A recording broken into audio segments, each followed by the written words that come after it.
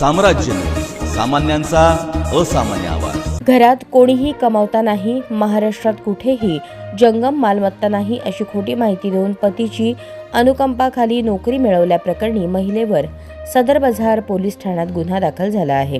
वैशाली विश्वास जाधव, राहणार विद्यानगर, शेळगी रोड, सोलापूर असे गुन्हा दाखल झालेल्या महिलेचे नाव आहे।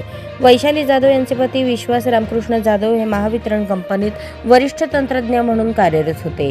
23 जानेवारी 2024 रोजी त्यांचा मृत्यू झाला। मृत्यूनंतर त्यांची पत्नी वैशाली विश्वास जाधव यांनी वारसदार असल्याचे सांगून महाराष्ट्र राज्य वीज वितरण कंपनी मर्यादितचे मुख्य व्यवस्थापक मानव संसाधन विभाग मुख्य कार्यालय मुंबई यांच्याकडे अनुकंपाखाली नोकरी करता अर्ज केला होता। अर्जासोबत त्यांनी 2 प्रतिज्ञापत्र दिले होते। त्यावर घरात कोणी कमावता नाही, शासकीय, निमशासकीय आणि खासगी कंपनीत कोणीही नोकरीस नाही, शिवाय पतीची महाराष्ट्रात कुठेही स्थावर मालमत्ता नाही असे नमूद केले होते। मात्र अशी खोटी माहिती दिल्याची तक्रार मधला भरत पाटील यांनी दिली। जिल्हाधिकारी यांनी दिलेल्या आदेशानुसार खोटी माहिती दिल्याप्रकरणी वैशाली जाधव यांच्यावर गुन्हा दाखल झाला आहे।